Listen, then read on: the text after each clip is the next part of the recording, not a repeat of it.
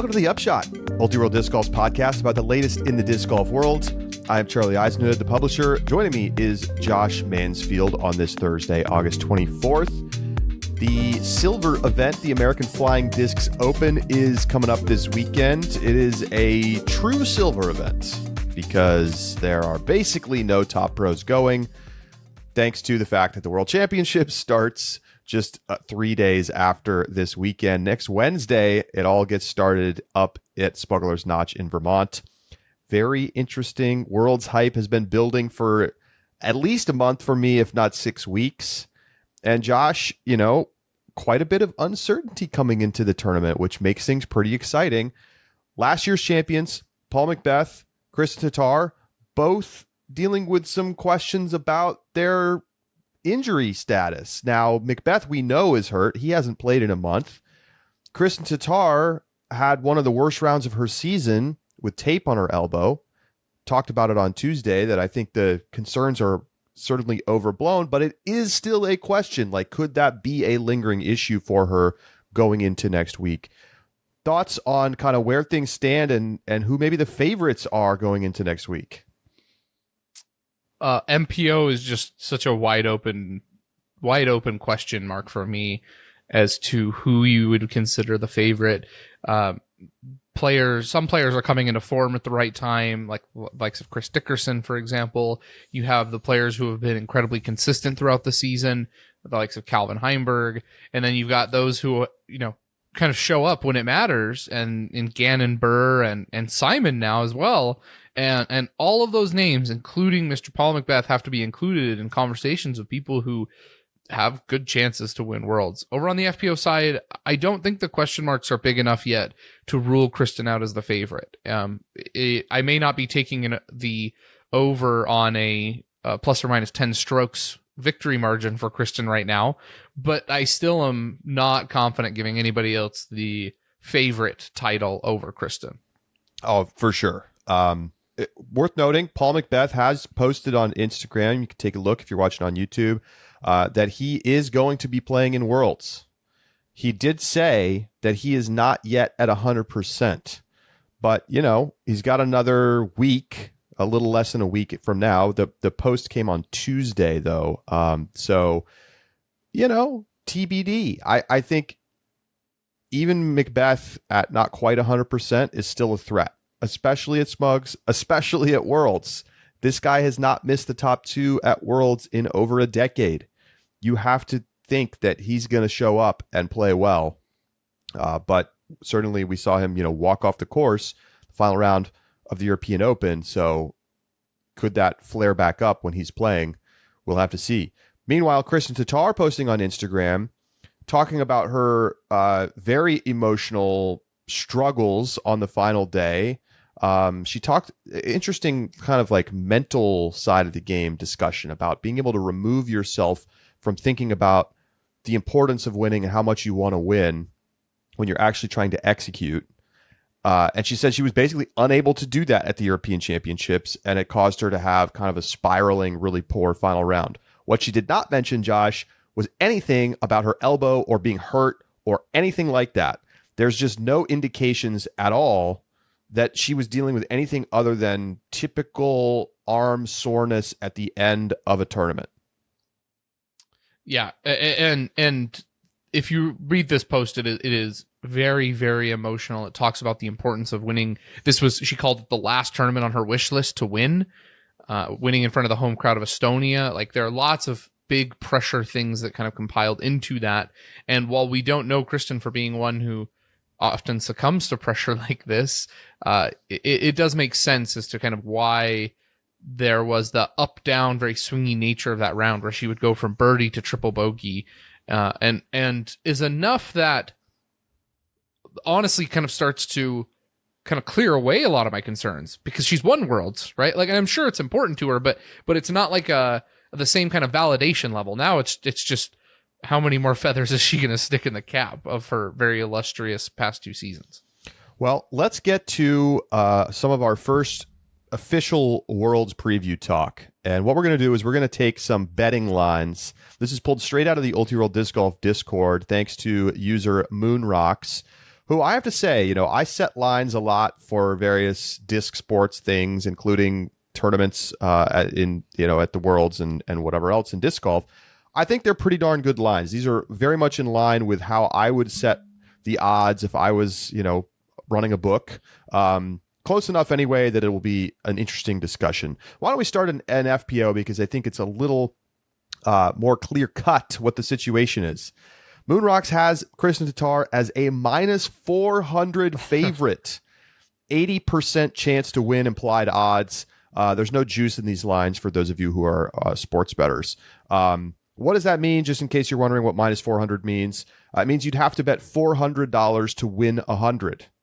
The other lines are all plus money, which means you bet $100 to win the listed amount. Ohn Scoggins second in Moonrocks' list at plus 1,500. So that's, again, bet 100 to win $1,500 with an 6.3% implied chance. Haley King plus 1,800. Katrina Allen plus 2,000. Missy Gannon plus 2,000. Valerie Mondahano plus 3,000. And on down from there.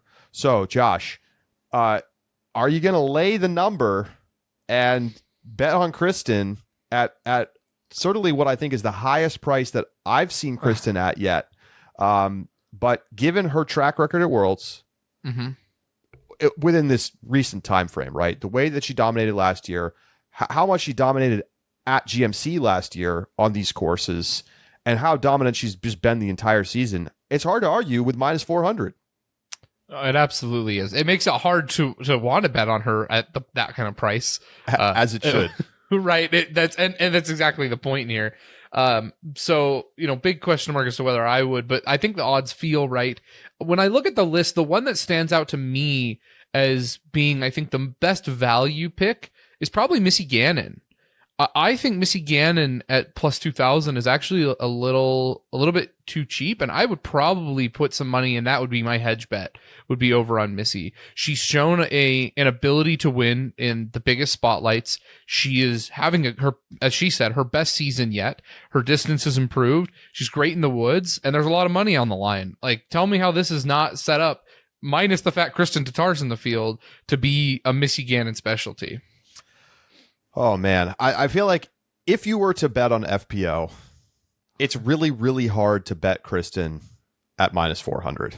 I mean, it's hard to bet a heavy favorite like that in general. But, like, do you really think... Because, like, the basic theory is bet on the players who you think percentage is underpriced, right? So, right. Do you really think she's more than an 80% chance to win? Probably not. It's hard to say that given the potential concern about the arm, right? Sure. So I don't think I would bet on Kristin here, even though, of course, I think she's the most likely one to win. Last year at GMC, Henna finished second, 7 shots back of Kristin. Then Ohn was in third, 11 shots back of Kristin. Missy was in fourth, 15 shots back. Valerie Mondahano in fifth, 16 shots back. So honestly, you want to know what I would do if I was going to bet this? I'm putting $10 on each of those names that are not Kristin, because the numbers are pretty darn favorable. Sure. And like, do you think it will be somebody other than one of those four? I could see a case for a Haley King, who has played well here in the past. Maybe you add her to the mix as like a... So you got $50 that you're putting down, 10 on 5 players. Right. So then let's think about what those odds are looking like. So I get 1,500 plus 1,500 on Ohn, 1,800 on Haley King, 2,000 on Gannon, 3,000 on Mondahano, and a whopping 4 plus 4,000 on Henna. I don't see a winner coming from outside of that group of players. I don't either. I just don't. I mean, Katrina is also up there at plus 2,000, but she's just not playing well enough right now to bet her. I think the number is way too low. She needs missed cash twice in a row. Yeah, and this is the tournament. GMC last year is where her cash streak ended. Yeah. I think Katrina Allen is unpickable for this tournament. I mean, there's a case for Evelina. I don't know, Natalie Ryan. Like, I think it's very likely that the winners are going to come from that group. And $50 to win a minimum, right? So if Ohn wins, you're coming away with $150 in your pocket. So you're going to win $100. Now, of course, Kristen's probably going to take your $50. But if she doesn't, then you're going to come out with a really nice payday. Yep. So it's like the only way to bet it is to bet against Kristen. I just and so probably and it's only a no with bet. Some lunch money. Probably it's a no bet. You're right. Yeah, and you're only betting with lunch money, not like life savings, because that is not going to go in your favor. So let's talk about these odds. Other than Tatar, do you think Ohn should be number 2? No, I think I still think it should be Missy, and that's kind of the point I wanted to make right away. Like, I think Ohn and Missy at least should be tied. I am very surprised that Missy drops, 500 points to Ohn. Just like Ohn, yes, Ohn is coming off the win. Yes, Ohn is incredibly consistent. Ohn is coming off her first win ever, right? Has won once, and we're talking about a pseudo major winner in Missy Gannon, right? Who's won Throw Pink, who's won the Pro Tour Championship, Ledgestone. I mean, she is a strong contender at big tournaments and plays well at these 4-round events. Plays well at 4-round events. This is most of her wins 5-round, right? And this is 5. Yeah, exactly. I said at these, and then I was like, that's not right. But I think most of Missy's wins have come at 4-round events, not 3 rounds. So, I mean, that's just like, I think Missy deserves more credit here than she's getting. I think it's fair. I mean, the actual percentage difference is about 2% between them in terms of win percentage. So, you're fighting at the margin. I don't quibble with it. I think if you had to pick one player to bet on, Missy seems like a reasonable option. No. It's going to be very interesting. Where would you put Katrina right now? Where do you put Katrina's odds? Because I don't put them at plus 2,000. I mean, I don't know. Has she won here before? I have to check because I don't remember. Sure. I'm going to check last year's preview post. Katrina won back in the day in 2015 and 2016. Other winners from the past here: Paige Pierce, Sarah Hokum in 2019, Haley King, of course, winning in 2021 when she had that incredible round. I don't know. I feel like the number's about right. Like on a different set of courses, if she was playing better, she would be clearly the number 2 player and probably have more like a 10% chance to win. And but right now, I don't know. I'd probably need like plus 2,500 to bet on her. Yeah. So let's go over to MPO. Okay. Who the heck is the favorite? Well, Moonrock says it's Macbeth. He's plus 450. That's an 18.2% chance to win. Calvin Heimberg, number 2 at plus 500. Then Ricky plus 600. Eagle plus 800, along with Gannon and Dickerson at that number. Isaac Robinson plus 1,000, and then a big drop-off down to Nicholas Antila and Simon Lizotte at plus 2,000, Kyle Klein at plus 3,000, Cole Redolin and Kevin Jones at plus 5,000, along with Matty O. And then you get into the long shots, a little tasty plus 10,000 on James Conrad if you want to throw a dart out there for a former Worlds winner, of course. Yeah, I mean that. You put $10 down and you're doing pretty well for yourself. All right, Josh. So where are you going? Very flat odds, which I think is about right. I really think it's difficult to assess when you look at that group up at the top. Macbeth, Heimberg, Wysocki, McMahon, Burr, Dickerson, all coming in under that plus 1,000 mark. Those feel like pretty level in terms of their chances. Yeah. Too many question marks around Macbeth right now to bet Macbeth, at least seriously. So I probably am not betting Macbeth. I also think that Heimberg is too low, but I mean, you knew I was going to say that. I probably wouldn't bet Heimberg here, which means I would probably stick, kind of similar in the FPO side, if I put 10 on McMahon, Bird, Dickerson, Isaac, any of those 4 win, then I'm cruising. But the hard part is like they all feel kind of equal, but it's so hard to know. Like I'm like, well, McMahon, he showed up at European Open last year after having not played at all, and this season he hasn't really won anything. Like, could he just show up and win Worlds? Maybe. Gannon's won a major. That credits for him, and he's been playing well as of late. That's another point in his favor. Dickerson's getting hot on a set of courses he's great at. That's it. You're right. It is all it feels very flat. I actually think the 2 that I'm not picking are the 2 at the top of those odds, though. If I had to pick one player to bet on from this list, I only got to choose one. Okay. I think I go Ricky. It's tough, though. It's Ricky or Dickerson for me. That's me too. I was going to say the same thing.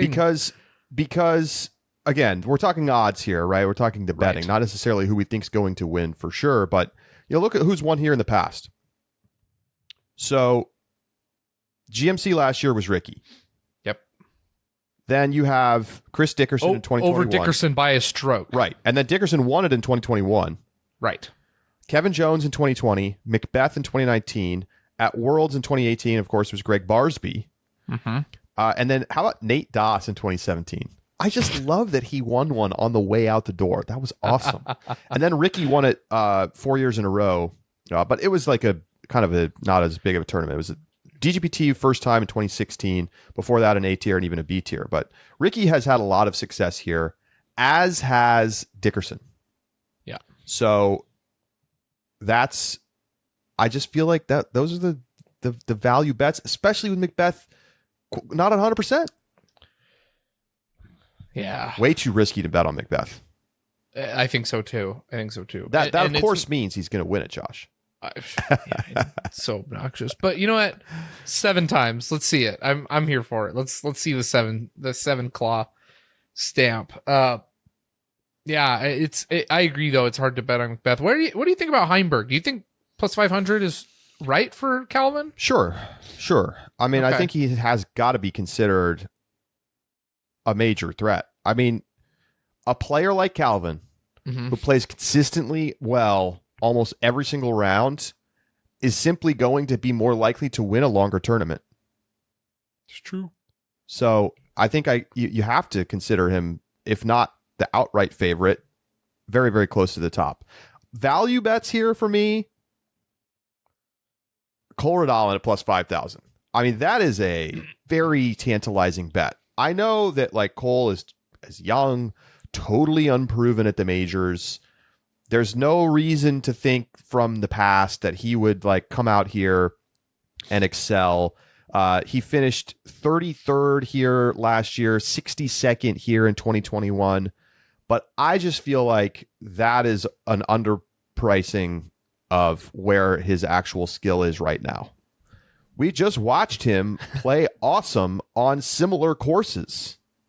That's true. Like, what more do you need to see from Cole to think that he could win at Smugs, right? Winning Ledgestone, is there a better comp set of courses on tour to Smugs than Ledgestone, Josh? No. Right? Yeah. That's why you like Missy, right? That's why I like Missy. It's because Ledgestone, and then the other part is like if you look at the Idlewild DGLO combo, like that's another great combo if you're looking at 2 separate courses. But in a single tournament, Ledgestone is it. Ledgestone is the best comparison to preview for Worlds and performance, I think. It's funny though. Like I think you bring up a great point about Cole, and I don't disagree at all. But I like Kevin Jones at the plus 5,000 mark. Sure.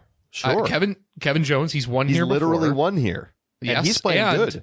Idlewild 7th, DGLO 5th. Yeah. Like he's getting another one getting hot at the right time. I think both your plus 5,000 guys deserve $10. Yeah.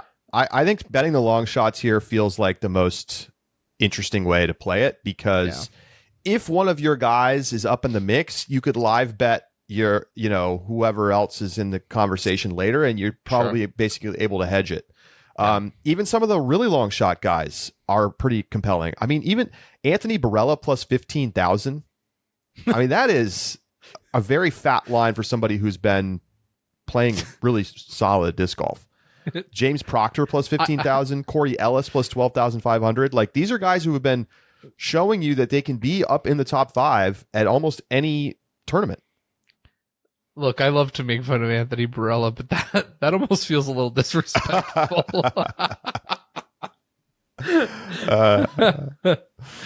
Well, it's like, pretty interesting. The fact that Nico has better odds than Barella. That is Sexton playing? What if Sexton has better odds and he's not actually playing? I'm sure he is. Is he signed up? I actually don't know. I don't know. Assume so. Another way you could play this, I think, as a bettor, especially if you want to fade Macbeth because of the injury, and you think it's going to be one of the heavy hitters, you could just put like an equal amount of money on Heimberg, Wysocki, McMahon, Burr, Dickerson, and if one of those guys wins, you're gonna come away up a little bit, or at least break even. I would say if you put 10 on each, Calvin winning gets you break even. It's kind of it's like a lower volatility approach. I don't think it's as fun, but it is a way you can play it. Yeah. I think Macbeth is just not pickable. How about, okay, we haven't talked about this yet, and we'll get into this more later, but there are some guys who just don't seem to play well at the majors, right? You've already talked about Calvin. You were giving Simon credit earlier. He's never won a major, Josh. That's true. That is true. You know who does play well at the majors? Especially lately. Nicholas Antila. This is a very sneaky spot for Nicholas. He's plus 2,000. I would love to put a little on that because he has been great at the majors. And this is the kind of sets of courses where I think he could be very dangerous. You're right. You're right. But if that's my rationale, I'm gonna pick Kyle Klein instead. Okay. Right? Like Kyle Klein is also one who kind of shows up and did it, USDGC, for example, and went second with Macbeth. And like, I think they're both there, but at that point, if I'm like, okay, who's the guys who kind of show up and out punch at the majors, I'm going to pick the guy who also has a couple Elite Series wins and is 1,000 worse in the odds side. I just think there's more value with Klein than Antila. I don't disagree with you. I like Antila as a sleeper pick, but if I'm betting just based on these odds, I think Klein is the better value. All right. Well, let us know what your bets are. You can email in your bets and, hey, well, we do a little contest here. You have a $100 budget. Send in your bets to upshot@ultiroll.com. You can allocate the money however you want. You can even keep some in your pocket if you want to. Whoever ends up with the most money at the end of it all, this is winners only, right? We're only doing winner picks. Mm-hmm. Whoever ends up with the most money at the end of it all, we will send out an Ultiroll Disc Golf Upshot prize pack.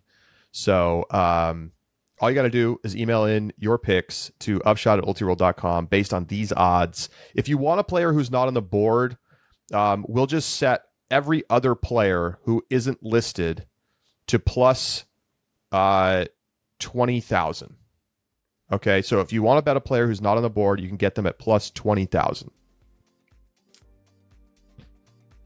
All right. So Josh, we'll have to make our official picks. We'll put them in the Ultiroll Disc Golf Discord with our $100 budget, and we'll see who comes out on top.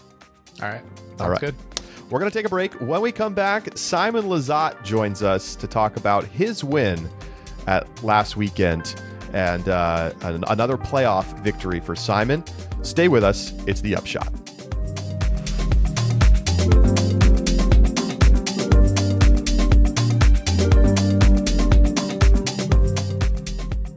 The Upshot is presented by Pound Disc Golf, makers of the best bags in the sport. When Cole Redallen dropped by Pound HQ to pick out the colors for his signature Rufus, he also asked that the long pockets get converted into Hall pockets. Pound created the double convertible Rufus. Cole's signature Rufus also features double cell phone pockets and double lower zippered side pockets, as well as Velcro receiving patches and a matching Cole Redallen patch. The double convertible Rufus also comes standard with one insulated hall pocket insert to keep your beverages protected and cold. Cole kept it really simple, going with the turquoise and black color scheme. First batch drops Saturday, and it's likely to go faster than Cole Redollen's Ascension this year, but another batch is already in the pipeline. So get over to pounddiscgolf.com, check out the new Cole Redollen signature double convertible Rufus. Get yours today. And keep in mind, you want to save a little money on a great pound bag. You can get a 2022 Big Germ Octadorp using code UPSHOT. Save 15%. So head over to pounddiscgolf.com, get yourself a pound bag today.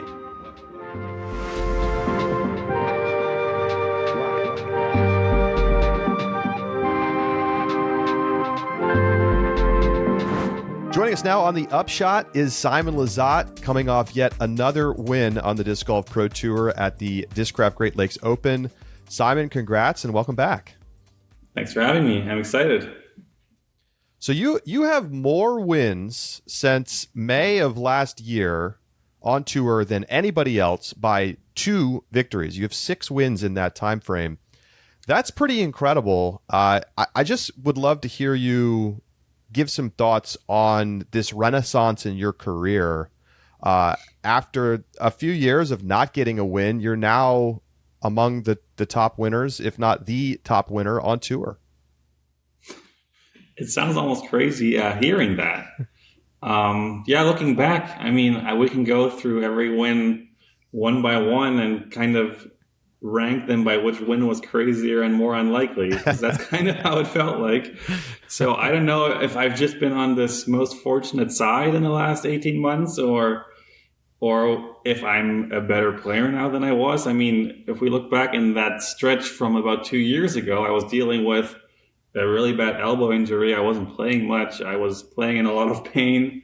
So it kind of made sense that in that time frame, I wasn't really winning that much. And before that, I was the total show-off kid that didn't care about anything. I would go out there and just try to throw the most dumb shots you could possibly find to keep myself interested, to keep having fun, and to entertain the crowd. And that was just my thing.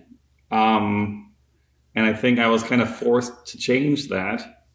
And I mean, I've heard all my life that if I would just play the smart shots, if I would just learn how to play golf, then I could win as much tournaments as I want, as many tournaments as I want, basically. And even though all my wins, I think OTB last year and last week at DGLO, those were some really good performances and good wins. But the other 4 I would put into the category of slight miracles.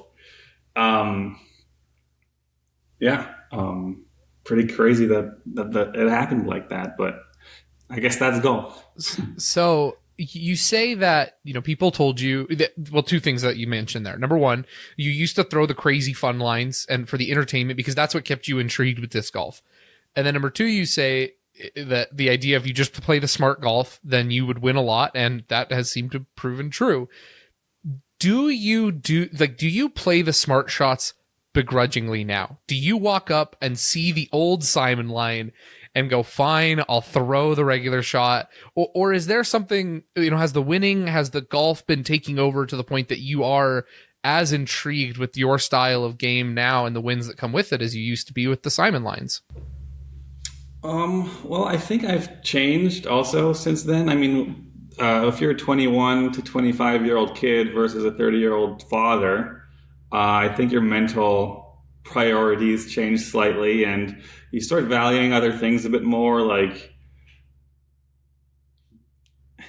for some reason, like this being successful on tour and kind of this feeling of proving to everyone that I can do it took like suddenly like a higher rank in my priorities. And like, just, I guess my injury did that too. And do I still see the old throws that I would throw if I still was that young kid just running around having fun?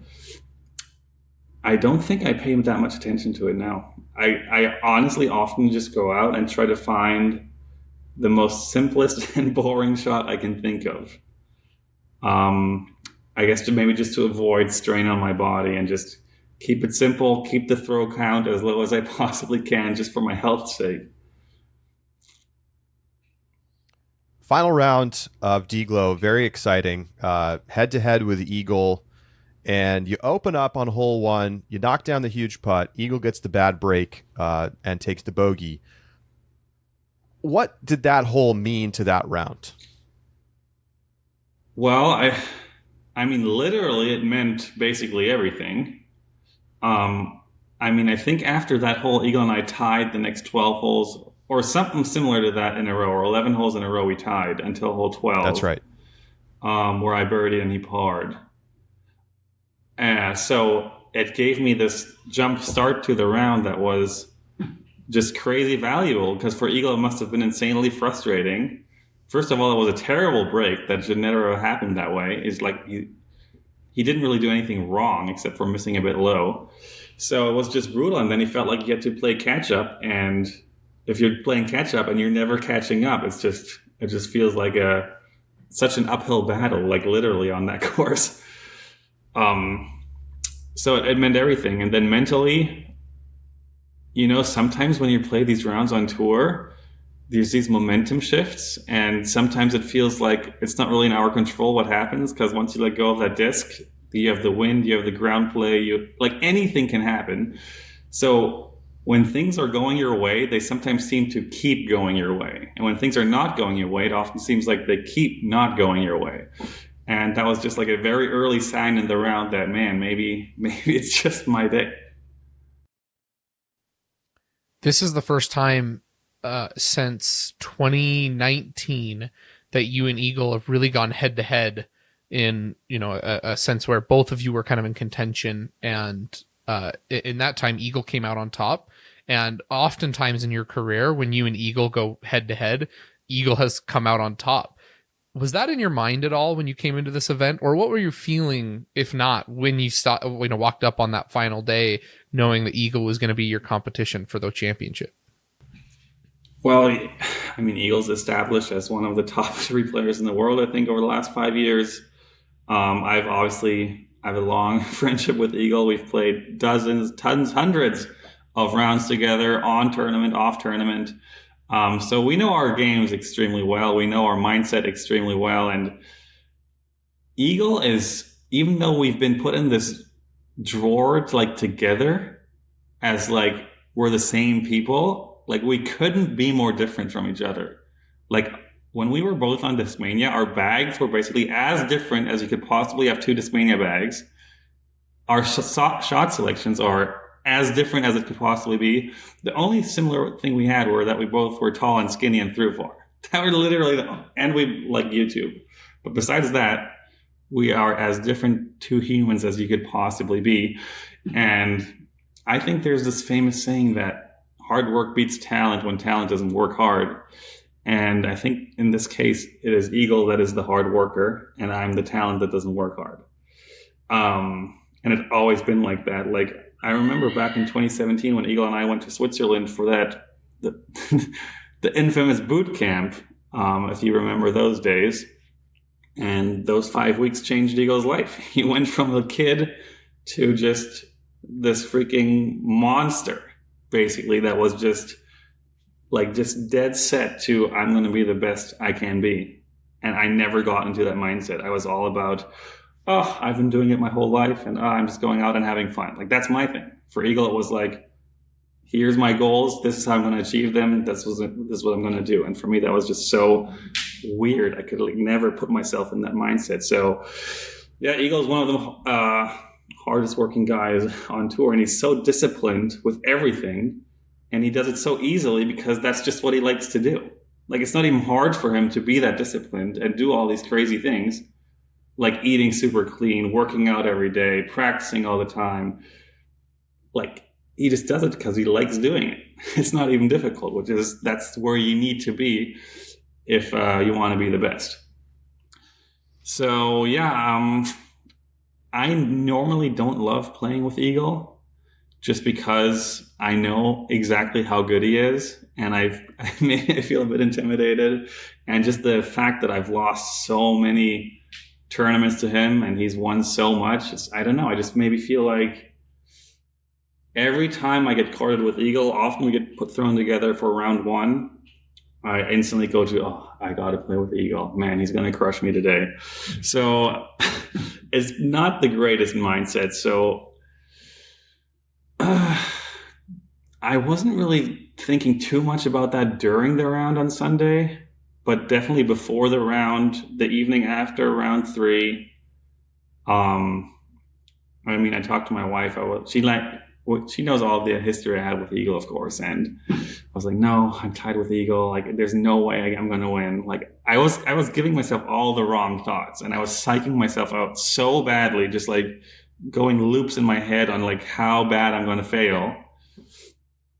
And the morning of round 4 as well, it's like, eagle is going to crush me. Like, he's so much better at putting than me, and basically just psyching myself out completely and being like, oh, this is going to be miserable, and eagle's going to win.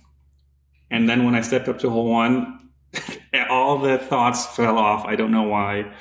And we all saw how hole 1 went. And from there, it was just a cruise. And I wish I could tell you how and why, but it just happened. Has your relationship changed with eagle now that you don't share a sponsor? I would say not really. We definitely have less conversations because a lot of our conversations were about future products or how are we going to promote what we have to promote, and kind of talking about everything that's going on in the Discmania world, of course. So those conversations don't happen anymore for obvious reasons. But besides that, no, we still share Airbnbs together. We still travel together when we can. We still talk every now and then. Other than that, no, not really. Yeah. All right. We got to talk about hole 16. It's been the talk of the internet. Right. Yeah. As you bomb it intentionally over the out of bounds across the island, take your meter and have an easy tap in par. So I'm curious to hear both about your decision to do that and why you thought to do that in that moment after not having done that before in the tournament, as well as there's been some conversation about Nate Heinold getting involved in the spotting discussion or something like that. And I would just love to hear about what actually happened there. Yeah, so I never planned to throw that shot in case I had that 2-stroke lead, which I did. I had a 2-stroke lead going into 16 because eagle got one back on 13. Because I never in my head went through that scenario that there's a chance I will have a 2-stroke lead. Like that scenario didn't even really exist in my mind. And then we stepped up to the hole. We had a short backup because the chase car was teeing off on 17, which is basically right next to the tee off of 16. So we had to wait for them to throw. So we were sitting there for a couple of minutes, and I knew eagle had to throw first. I was throwing second, so I had the luxury of just sitting there and watching what eagle does. When I first played this island hole, that was during the skins match that we played for the OTB skins on Wednesday. That was my only practice round too, by the way, because I was busy doing MVP stuff at the warehouse, which is like an hour and a half from the toboggan course. And I first saw this island hole. I was like, man, this sucks. Like, it's way too hard of a shot. Like, I get it if you haven't been there, and on camera it looks like kind of a stock routine mid-range or even putter. You just pop it up there and let it float into the island. No, like that shot is, I mean, if you look at the stats of that hole throughout the rounds, it averages over par. I hit it 1 out of 3 times in the previous 3 rounds. I think it is not a good hole, basically.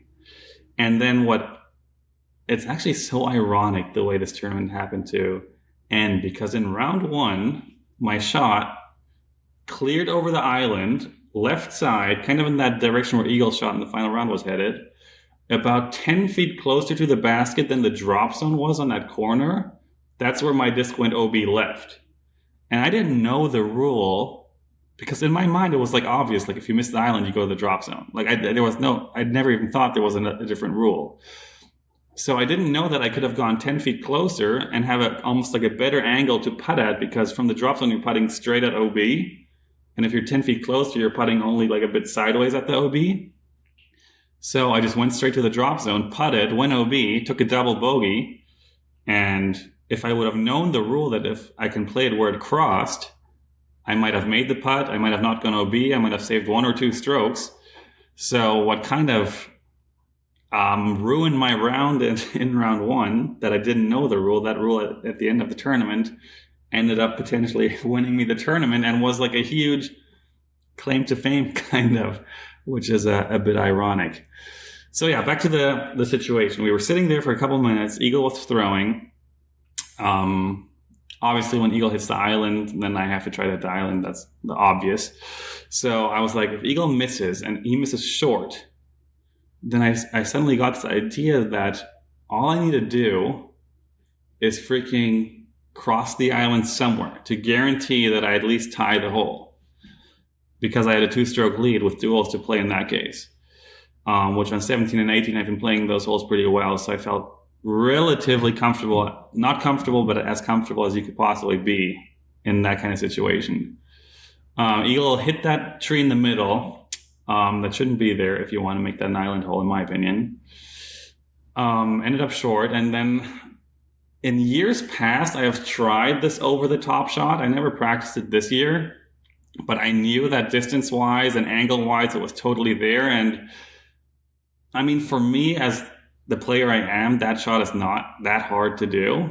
I think for a lot of other players, throwing like that high and that hard, you might lose a lot of control or kind of confidence to throw that shot. But like that shot is literally right down my alley. Like I throw that shot all the time, like a high power over the trees shot. Like that's my shot. So I just grabbed my fastest 14.5 speed dimension and just stepped up and said, I'm just going to launch this. And you don't even have to aim far because the trees kind of guide you over that island. So I had a really early aiming point, was like, if I just hit it over this branch right here, then I'll be fine. I'll cross somewhere over the island. I didn't even care if it was like right behind the basket or 20 feet left or 20 feet right.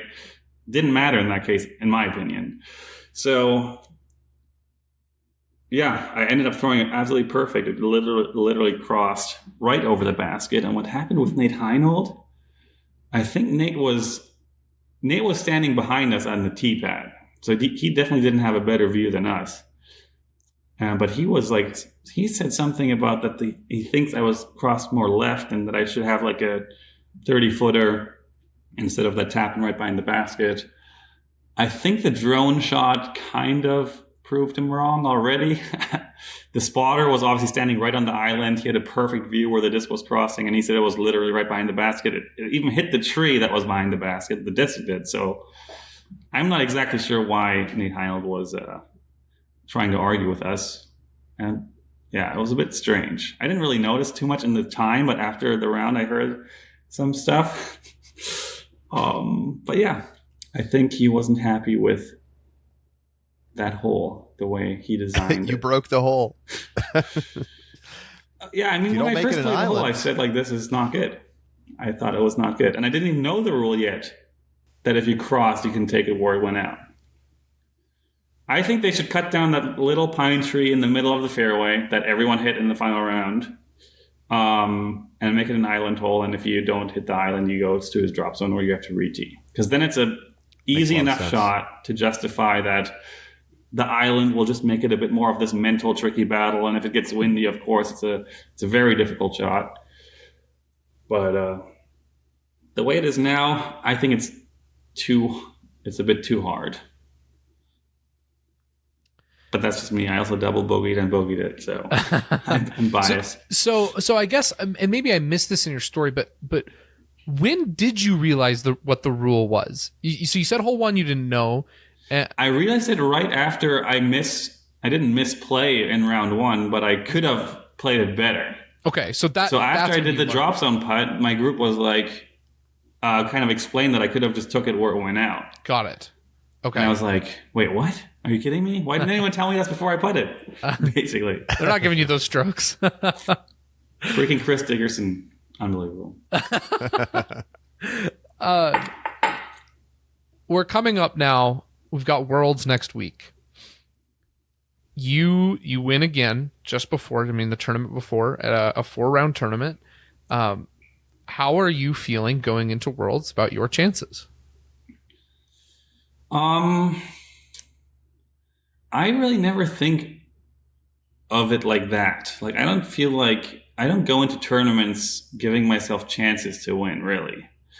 I don't feel like that's my mental approach. It's never been my mental approach. I don't think it would be a good thing if it was my approach going into tournament. Like, oh, what are my chances of winning here? I think my chances of winning at Worlds are just as good or just as bad as any other tournament. In the last year and a half, it's been pretty good. So I guess if I get in the right mental zone, if my putting keeps being solid the way it was last week, then, there's a chance. I don't like to really overthink it like that, because if I put too much pressure on myself, I can get in these weird mindsets where I get really upset and depressed during my rounds when it's not going my way, and I can start losing the joy and just feeling like, oh, I'm not playing for myself anymore. I'm just playing for everyone else, and I need to go out there with no expectations and kind of just play for the sake of having fun. Yes, I'm playing the smarter shots because I kind of like doing it now. It's been successful, and obviously, yes, winning is fun. Of course, it is a nice thing to win. Keep the throw count low and just go out there and try my best and not overthink shots. So I'm not going into Worlds thinking to win. I'm thinking to keep it rolling and see what happens. What do the Smugs courses ask of you as a player? Well, I think there's been a handful of changes on Brewster Ridge, which is the wooded track.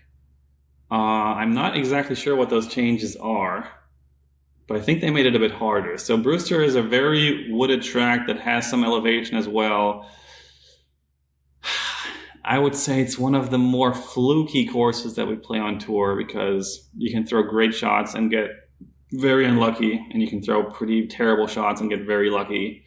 So I'm not a huge fan of that course. And on the other side, we have Fox Run, which is one of the best courses in the world, in my opinion. It is very punishing for bad shots, and good shots 99% of the time get very rewarded, which is, in my opinion, is what makes a good and a bad course. But it's very difficult. It often gets windy out there. It's a course that's wide open with a lot of OB. Yeah, so on the one hand, we have a tight, kind of fluky wooded track. On the other side, we have an extremely difficult OB-ridden open track.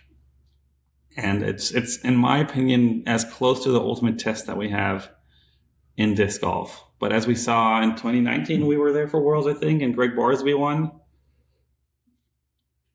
It seems a bit like it's anyone's game out there. I'll say that.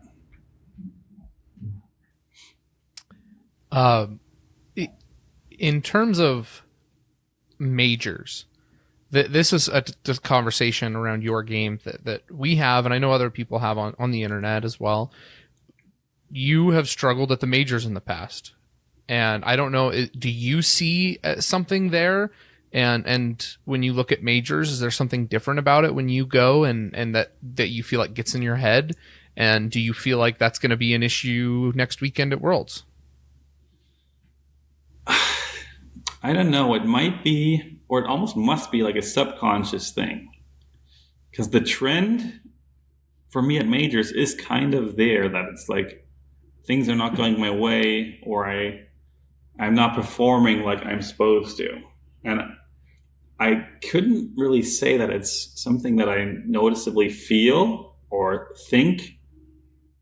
It might be something subconscious. I don't think I step up to hole one and feel more nervous than in other events. I don't really feel like I'm going into tournaments thinking like, oh my God, this is a major. Like I really gotta perform on this one. No, it's just like, we do it so much, and I've been doing it for this is my 10th season as a full-time pro. So it's routine. Like we step up and we play our game. Like that's just what we do.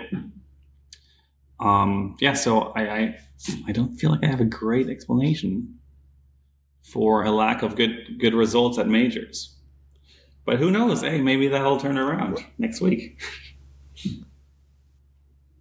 It's going to be an exciting thing to follow along with.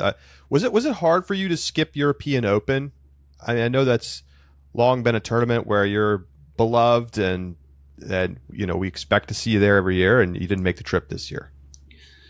So I guess I never really publicly explained on why exactly I decided to not go to Europe. So I had some visa complications, which I obviously can't go into like full detail, but when I switched companies, no one really paid attention or realized that the visa that I was on, which allows me to work in the US full time, was authorized through Discmania.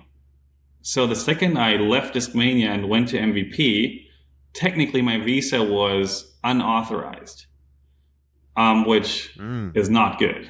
So the second we noticed that, which was luckily as close as possible to when that happened, because I wanted to apply for a green card after I got married. And through that process, we noticed, oh, hey, your visa might be unauthorized now because you switched companies. So the visa process to get a green card is about 20 months. And obviously, I can't be here for 20 months unauthorized. So we had to do this sped up process to, first of all, get me a new visa before I can apply for a green card. So I went through all that process. And, once you work with government, once you work with lawyers, like things take for freaking ever. Like, yeah, I think getting the new visa cost me like $10,000. It sucked. God. The whole process sucked. It took weeks. It took even a couple months. And the time when I got my new visa, everything's good now. It got approved, and I'm 100% welcome here, and I can work here full time, which is great. Feels green good. Card in the process. Welcome back. And your green card is in process, so you'll be. We haven't started the green card soon. process yet, but we're going to start that hopefully in the next couple of weeks. It'll be much easier now that we have this new visa, which is. The work you got to do to get a visa is unbelievable. Let me tell you that. It's unbelievable. So, yeah, the time frame where I got this new visa approved was very close to the European Open. And it was approved. And at the end of the day, it was approved before the European Open trip would have happened. But I was just not comfortable planning an international trip, being slightly uncertain about coming back to the US with a visa that is potentially suspended. So that was the number one reason why I ever even debated not going. It would have ended up not being an issue, but that was the first reason. I was like, man, I don't know if I want to go to Europe. Second reason was that I never play well there. And it's always the most freaking mentally exhausting week of our lives because there's so many fans, there's so many things to do. And it's it's 7-hour time zone switch. It's a jet lag week. The trip is a strain on your body and on your mind. And I was just like, man, do I freaking need that this year? And I was just like, I called MVP and I was like, I don't think I want to go to European Open. Is that okay? And they said, yeah, it's fine. And I thought I could be more helpful to MVP when I'm home with some time to do YouTube stuff and working on some behind the scenes stuff than going on this long week to Europe and kind of burning myself out, being uncertain about my visa. The whole thing was just kind of a bummer. And then I made the decision to not go. Obviously, another factor was that I'm not on Discmania anymore. And if I was on Discmania, it would have obviously been probably impossible for me to not go. But in this case, it was accepted by my bosses, and I'm very happy that they were so easygoing with it and said, yeah, take a break, do some YouTube, and we'll be good. Any news of Simon discs or products that MVP will be releasing that you can give a sneak preview of? Yeah, there's a little time lapse from Axiom, newly approved by the PDGA, that people have been talking about. So we got a Really? Yeah. Wow, yes, I'm the like, time lapse. I need to pay more attention. Time lapse approved August 21st. Just came through on the PDGA website. Wow. So what's that time lapse there, Simon?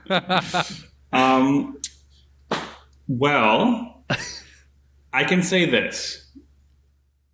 Of course, we're working on stuff. We've been working on stuff from literally day one, and it's almost like a visa process now that I think of it. Making a disc is freaking hard, and making a disc good is freaking hard. So yeah, it's been a process, and we are all extremely excited about some announcements that are coming up. I think next week there's going to be a handful of really cool announcements. And about the time lapse, I can't say much, but it's good. You say it's like the visa process, but a disc not made poorly doesn't result in you having an extended European tour. So a little different stakes at the end of the day. That's true. That's true. So, I mean, just overall, how's it going with MVP so far? Like, I don't know if you get like results of disc sales. We've certainly seen lots of axolotls out in the world. Yeah. And I saw some data from Power Grip over in Europe that, the Glow Hex has been one of the biggest sellers over there. And we're doing this survey right now. And I just, the Jesse Weiss, the survey respondent, just sent over one of the questions is, which of these players have you purchased one of their signature or Tour Series discs in the last year? And you are far and away number one on that list. So I'm, from what you've seen so far, how would you say it's going? It's going extremely well. MVP, my whole life is different now. I was at Discmania. I was so close with everyone. Like, obviously, I've had a 15-plus year relationship with UC. He was like a dad to me. We talked almost on the phone every single day about upcoming stuff, about ideas.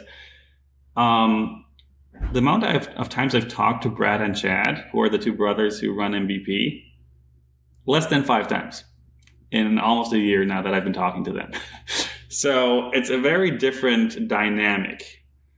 They don't ask much of me, which is great. I mean, literally all they want from me is just be Simon and have fun. And that's basically the end of the story. They don't push me to do YouTube. They don't push me to literally do anything. And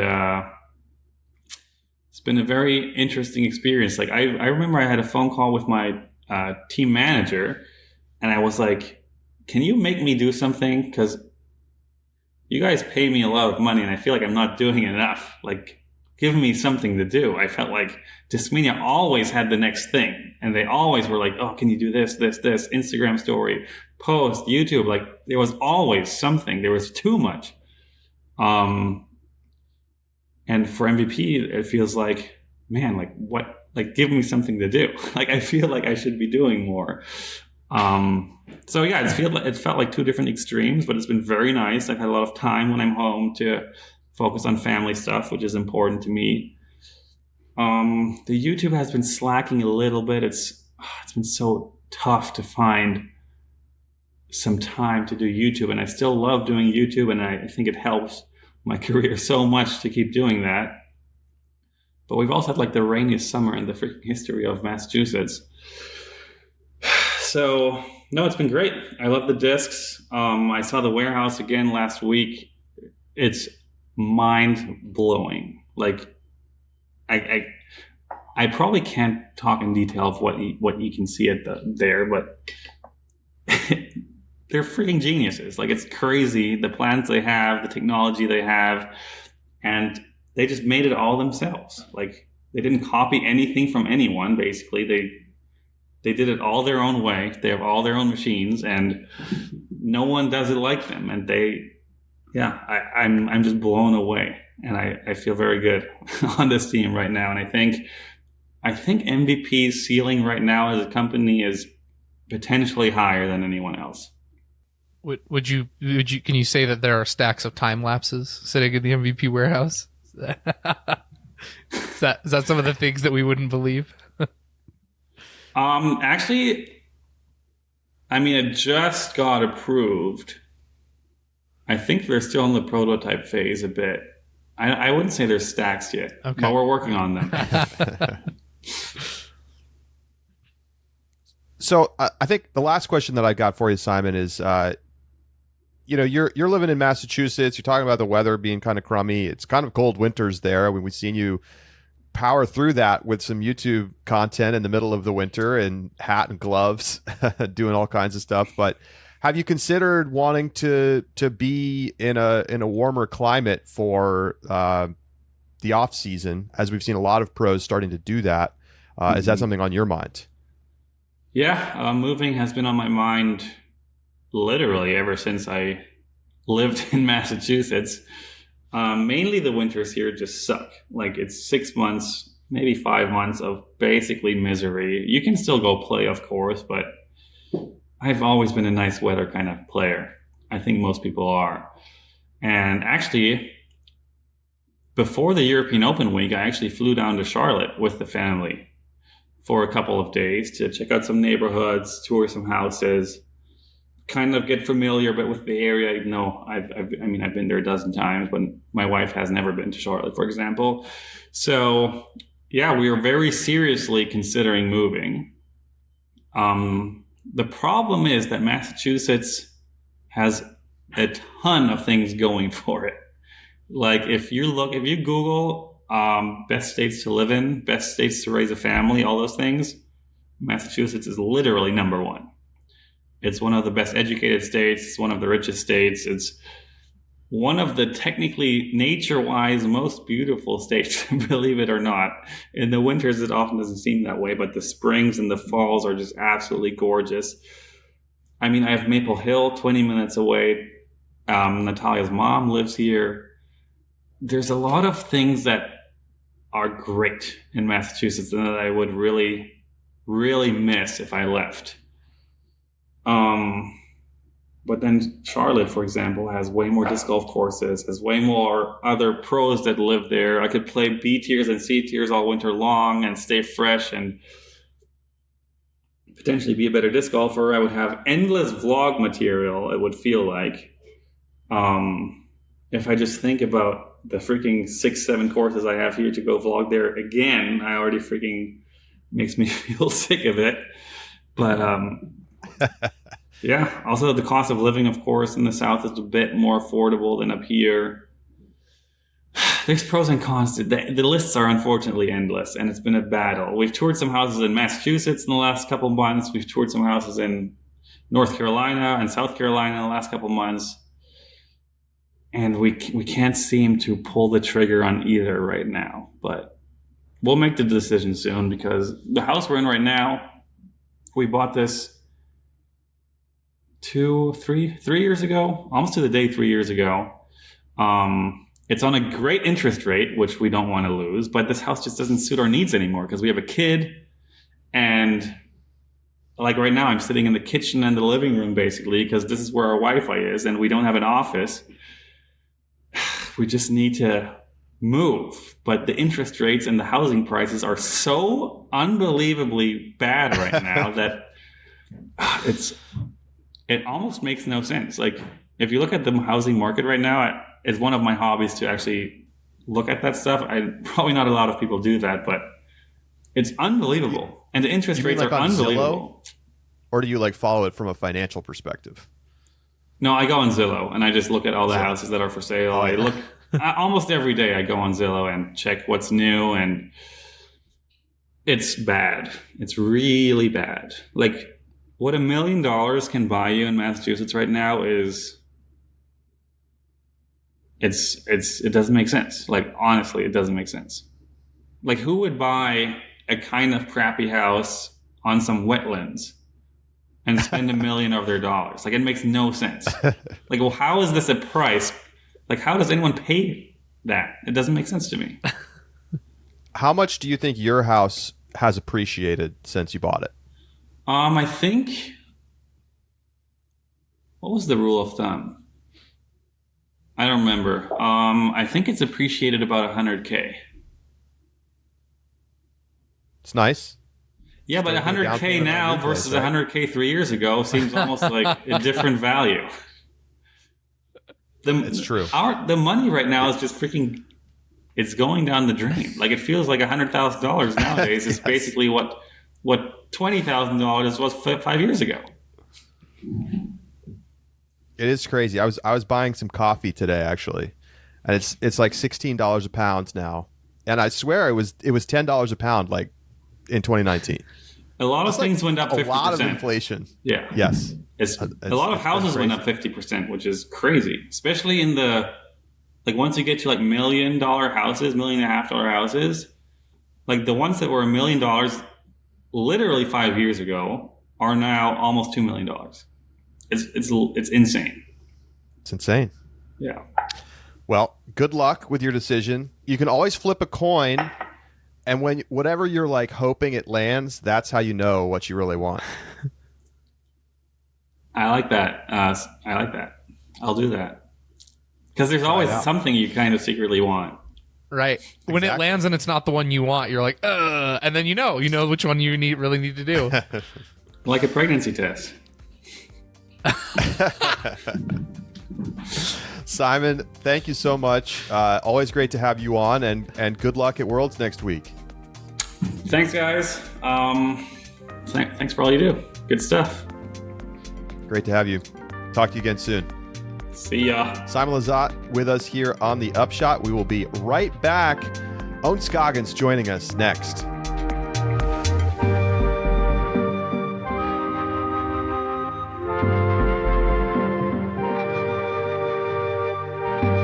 Joining us now on The Upshot is Ohn Scoggins, who's coming off of her first win at an Elite Series event at the DGLO. Ohn, we said we were going to have you back on again soon. I don't think we realized just quite how soon it was going to be. Congratulations. Thank you so much. Well, that's very exciting to come back sooner than we thought. So, does it feel different compared to winning a silver? Oh, hell yeah. Big difference. Big difference. This one is mean a lot more because we play off. And then these 35 women is earn this spot to get in. It's not everyone can get in on this tournament, but you have to earn to get in. 35 spot only, and everybody just so good. I don't know. I just very lucky to win this weekend, last weekend. So. One of the things that stuck out to me right away that I want to talk about is this purse for the FPO, because of the added cash and the limited field that you highlighted, meant that you won $10,000 from winning this event. How big is that kind of check for you to win from just a single event? I mean, here's the thing. I was keep looking the night before. It didn't show, and I was like. And I play, I was like, forget about it. Thank God I didn't look at it. If I look at it, I might be like hand shaking. So I was not know about it until everything done. And I was asking my husband, how much do I make? And then he said, guess what? I said, 5,000? He said, no, more. 6,000? More. 7. I'm like, okay, just telling me how much. And then he said, 10 grand. I'm like, what? 10 grand? I'm like, hell yeah, let's go party tonight. But this is not my first time I win 10 grand. So last year I got, I won 10 grand from match play. And then another 20,000 from a pro tour because I got second place. So this is not my first time. But still huge for me, yeah. So, I mean, I guess take us back a little bit. You have been building to this point for what feels like many years now. And, in some ways, I actually don't even know the full story because you were on tour many years ago and then you were off the tour for a while and then you kind of came back. So, how has this process been getting to the point where you take down not only an Elite Series, but one of the most prestigious of the season. So I'm gonna talk back about long times ago, right? When I'm touring for like what 2-3 years or something. But on that time, the money was not there. Oops, sorry, baby. So the money is not there. So I'm kind of keep up. I'm like, man, you know what? I worked so hard. I didn't make any money out there at the end of the year. And I'm just kind of quit. I'm just kind of go do another job. You know, working. That's why I took like probably 3 year off. Like I'm talking about no play disc golf. I'm just like tired of it. I'm like I'm done. And then until like the COVID coming, and then I come back. And I know I have, even I'm not playing much, but I know I believe in myself. I still have skill. I know how to play, even I'm not playing so long. And then I believe in, if I just put hour on it, work hard on it, I know my career will come back, my game will come back. So and also I'm kind of a person, like when I play, I'm not too crazy about it, you know, because I know like if I can take 3 years off without touching disc golf. So for me, every tournament or whatever it's just another thing to do for me. It's not the end of my day of disc golf. It's not everything in my life. In my life, I have a lot of things to be enjoyed, to be looked up. So that's why when I come back, I just kind of just practicing here and there. When I play a tournament, I'm like, okay, just a tournament, you know. Of course, I'm serious, but on top of the series, I have a great time. I'm enjoying everything else. So that's why a lot of tournament I play, you know, you guys gonna see me up there more because I'm not pressure myself. As long as you pressure everything, you pressure yourself so much, it's not fun. It's not, you're not gonna take the best out of it. So that's why when you're not pressure yourself, and you play like a smoothie, you're like smooth, and then you play better. I have a quick follow-up before Josh asks a question. I actually just pulled it up because you didn't play a tournament between 2016 and 2019. And so the last 3 years you were out playing a lot of disc golf before this, you know, recent return to the tour. 2014, 2015, 2016, I just looked it up. You made a total of $10,900 in prize money in 3 years, and you made almost that much this past weekend. That is crazy to think about how different it is now. Thank God. I think I come back in the right time, you know, on that 3 years. So that's why I say I didn't make money. So I'm just kind of do another job, and I put heart and soul on that job too. So I'm do okay out there. Of course I make more money when I'm not working as a disc golf like 3 years. But until like the COVID happened and my job is shutting down, I was like, oh, what I'm gonna do next? But of course, I still get paid like every week by the government, thank God. And now when I come back, and then I got sponsored by Innova. Thank you so much, Innova. And then I kind of, maybe right now, maybe it's a good time to come back. Right now, I see people start to making money for living. But of course, you have to make like top 15 to make a living for women. I'm not talking about men. So that's why I'm looking at the future. Say, hey, as long as I put heart and soul on it, I might make some money. You know. So yeah, pretty much like right time, right moment. I think. A lot of events that you've had that we've kind of been watching, you will sometimes like slip down the leaderboard a little bit, and then you'll shoot a crazy good round and you'll get back up in the podium, and it's just incredible resilience to always keep yourself and get back into the mix. But this is the first time I can remember. It's obviously the first time at an Elite Series that you've done the wire to wire, right? You came out in front in round one and you never looked back. But I can't really remember a time where you came out in front for multiple rounds and then lost it either. That doesn't seem to be the case in most situations. What was different about playing with the lead this weekend, and how were you feeling as you were, you know, every round coming in, checking scores and seeing that you were just stretching that lead further and further?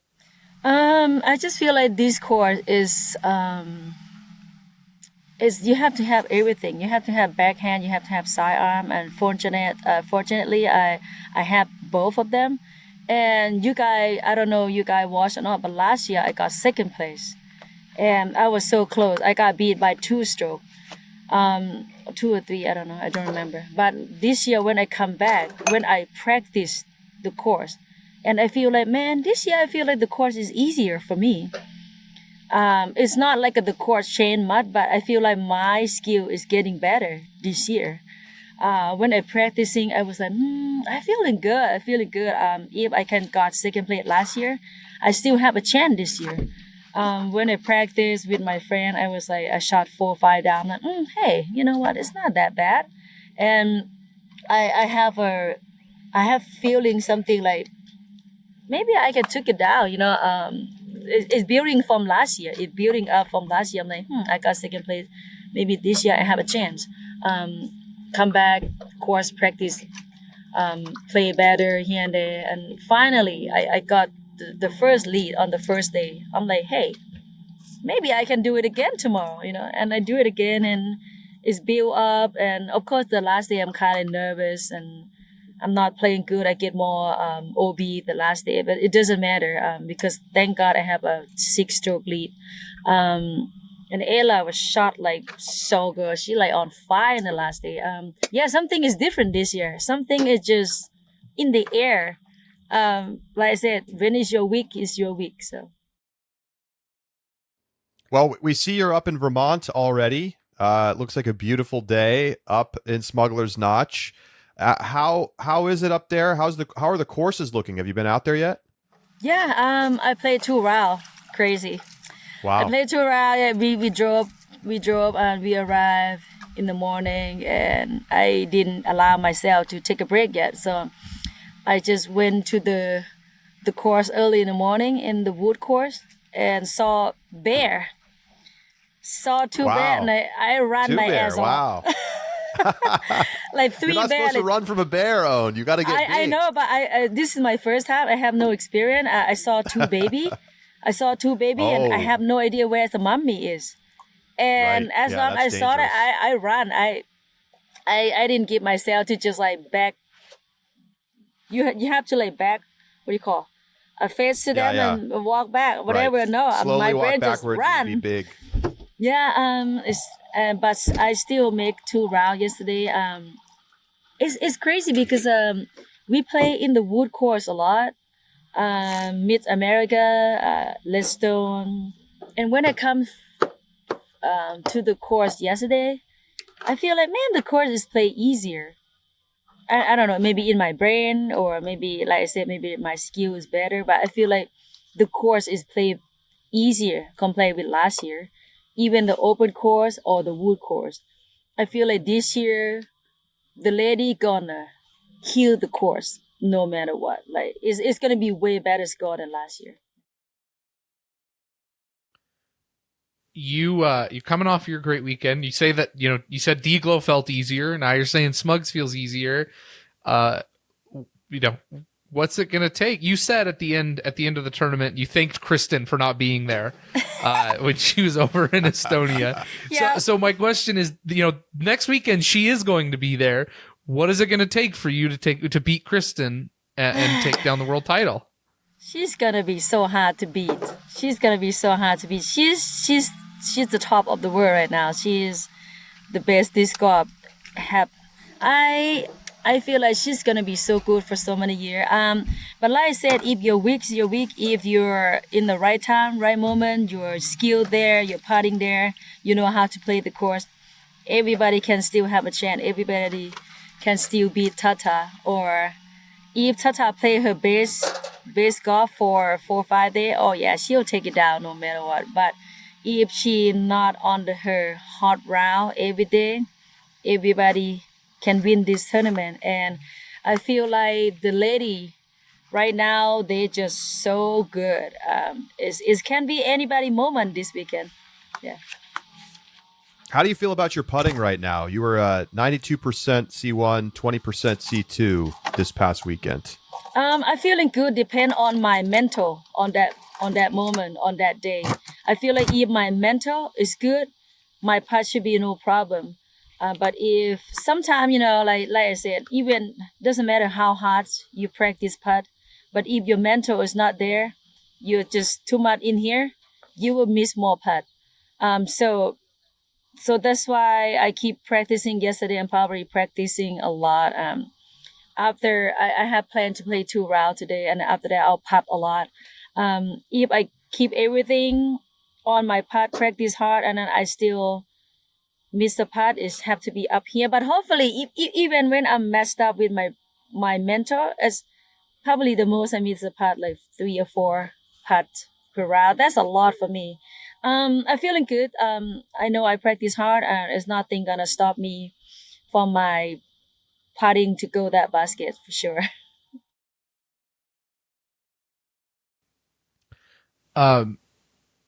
When you look at Worlds, you have Masters titles, you have won an Elite Series now. I mean, you've done a lot of things, but talk a little bit. This is something we talk about all the time, but how do you, when you're looking at a major like Worlds and you're coming into it, how do you try and like interpret the weight of that major and stay in the right headset of like, this is just another tournament, when everyone knows that this really is, I mean, this is the event to win?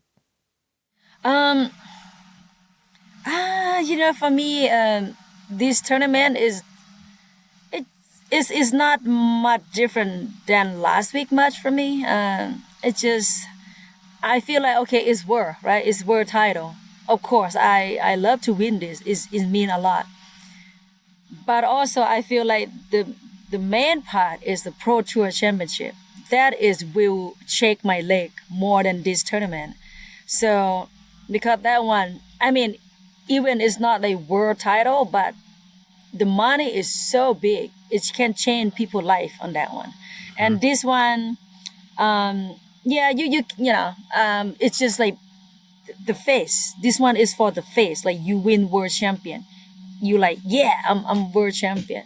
But the money is not that big as the Pro Tour. So for me, I just gonna be like, of course I give myself like a week practice. So compared with last week, like I stay early and practice this one more. So of course it mean a lot more than last week. But like I said, it just is, I'm not shaking much about this one. I'm just kind of like pretty chill. I'm surprised myself also. I'm kind of pretty chill.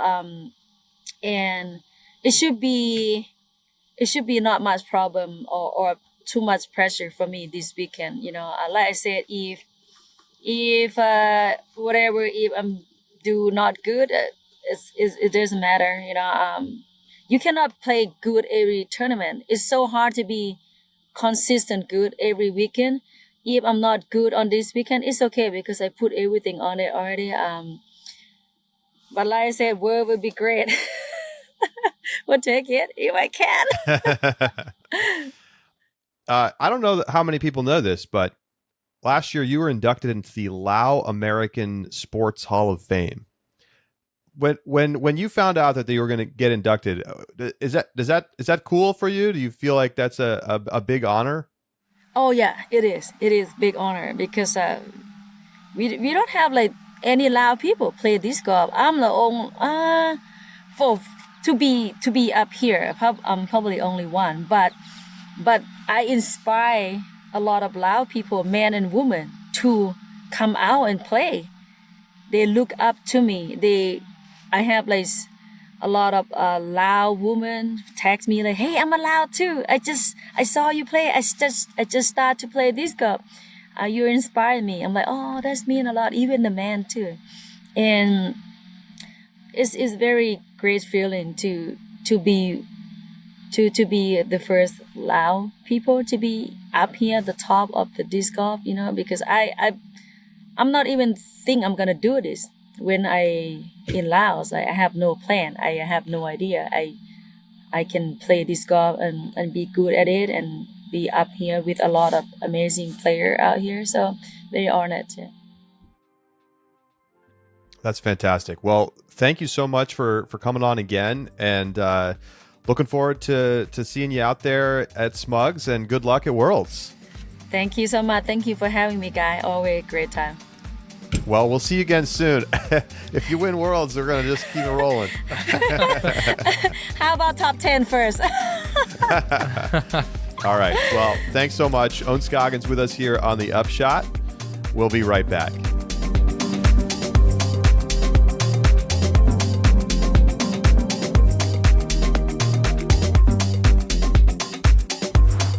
Welcome back to the Upshot. So great to chat with Simon and Ohn. Fan favorites for sure. We're already seeing that in the early survey data. You need to make sure you take the Ultiworld StatMandos survey. You can find it over at discgolf.ultiworld.com and make your voice heard. Who are your favorite players? What discs have you bought? Who are your favorite commentators? There's a lot of fun questions in there. So hop in, check it out. We have already got, I don't know how many, it was well over 2,000 responses at this point. Wow. So looking forward to seeing all the data when that gets released, probably sometime next week. Josh, we've got the American Flying Discs Open. It's the 50th running of this tournament. It is the longest continually running tournament in the country. And it's not going to be heavily populated by pros, but I think it's just such a fascinating event. This is the first time it ran, August 2nd and 3rd, 1974. And Jim Palmieri was the original TD. And he is one of just the OGs of disc golf. I had a very nice conversation with the TD, Tony Inzana, as well as Connor McCaig, who's a Rochester area organizer and listener to the Upshot. Okay. And so Jim is now 81 years old. They had the amateur side of the event last weekend and had an 85-person dinner to honor Jim for all his work getting this tournament on the map and helping to be one of the really key early organizers of disc golf. Palmieri ran the third PDGA World Championships back in 1984 in Rochester. And pretty fascinating stuff. Basically, this tournament was the first ever competitive disc golf tournament that had rules and like a clear, this is how we do, this is how we're going to play this disc golf. This is going to be a serious thing. And Dan Stork-Roddick, of course, another legend of the game, won the tournament and won a car. There was a car for winning the tournament. And he was so hyped about the whole thing that it sparked him to become one of the key early developers of the sport, and all of the organizing that he did, and course design and running tournaments. Very, very cool stuff. So there's all kinds of cool stuff. They used at this first tournament wooden boxes with a golf flag in the middle as their basket, because the basket hadn't been invented yet, right? The current chain basket. So they went to Jim, they went to his house. He pulled out the prototype cardboard box that they used when he first designed this concept. They built wooden boxes, and they're going to have a little 6-hole course that you can play at this event with the OG wooden boxes. That's so cool. Isn't that cool? So that's called the Palmieri course. So if you happen to be in the Rochester area, you're going to the tournament this weekend, make sure you bring your bag filled with discs to walk around, because then you can play the Palmieri course. Somebody sent a picture in, by the way, Josh. They were, I think it was somebody caddying for Ricky. It was like rolling his cart, and he was wearing his own bag filled with discs. Like Josh is going to lose his mind. Was this at Toboggan? I think so, yeah. I just cannot imagine showing up being like, man, it's really hot outside. That's a lot of hills. And the thing you're like, what do I need to bring with me? It's my disc golf bag. It's really no different than just like putting a bunch of bricks into a backpack and walking around with it. Anyway, it's going to be Rochester has some real history in disc golf. It's run a bunch of big tournaments, including the third ever Worlds. And then, they've done so much work to get this tournament up onto the Pro Tour, and they got totally boned with the scheduling. But it'll still be fun. Let's take a look. The top players signed up for this year's tournament: Manabu Kajiyama, Matty O, Mason Ford, Ezra Robinson, Jeremy Colling, Kevin Kiefer.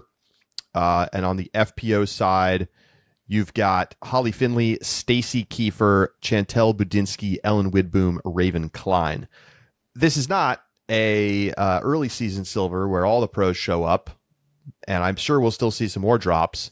But this is truly a silver, and if you need some points, this is a great chance to pick up a few before heading over to Vermont. Yeah, and I think there's going to be players whose names you have never heard of who are going to make it up on the lead card and get to see some coverage of, and that is in and of itself an exciting prospect, and I hope that we get to see that. I'll throw it on in the background. I'll probably be, doing some housework and keeping an eye on it because I'm interested to see some of those names go up there. But, you mentioned some of the top MPO players over in FPO. I mean, they don't even have 20 registrants right now in this event. So, yeah, thin field. Very thin, very thin. It's being played at Parma, which has basically been fully, I don't want to say fully redesigned, but they've expanded it. They've made it a much more challenging layout than it is typically playing in order to challenge the pros at this event. And yeah, well, let's see how it goes. I mean, you can't blame them for not getting the pros. This is the way that this was scheduled. This was inevitable. So it still has an opportunity to make a good impression, I think, and potentially be a tournament that we see on tour in the future. And I think, we'll have to assess it with that in mind. I'm sure a lot of folks are just not going to pay attention to this one because it doesn't have any of the big names, but kind of is what it is. Yeah.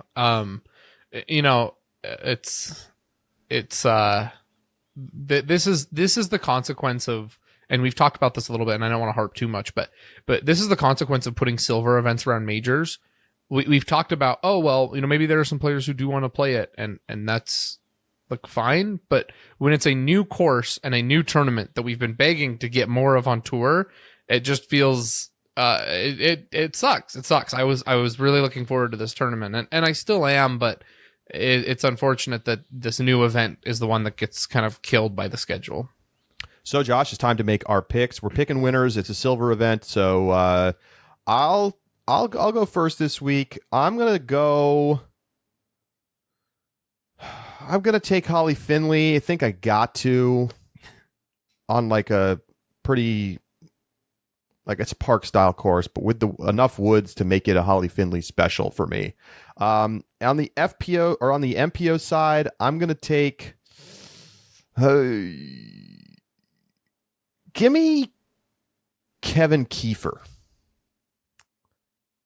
Okay. I'm going to take Ellen Widboom. All right. Throwback. A throwback. Won Idlewild a couple of years ago. I think that there's a good chance that Holly Finley drops last minute. We're recording this on Wednesday, and so I think that there is a good chance that Holly drops, and so I that's what I'm banking on right now. But you know what? I'm going to do it. I'm taking the highest rated player in the field by 17 points right now if Matty O stays in. Give me Manabu Kajiyama. I've got him to win it over on the MPO side. Let's go. I love it. All right. Well, that is going to do it for today's edition of the Upshot. We'll be back with you on Tuesday for our Worlds Preview episode as we get into all of the conversations. We make our official picks. I think we can reveal our betting picks as well at that point. Make sure you get yours in before the start of the tournament on Wednesday. Again, you can email them to upshot@ultiworld.com. Thank you so much. We will talk to you Tuesday. Worlds is almost here. Rapid Reacts coming every day during Worlds, so make sure you get yourself an UltiWorld Disc Golf subscription today. discgolf.ultiworld.com/subscribe. For Josh Mansfield, I'm Charlie Eisenhood saying so long. We'll talk to you Tuesday right here on The Upshot.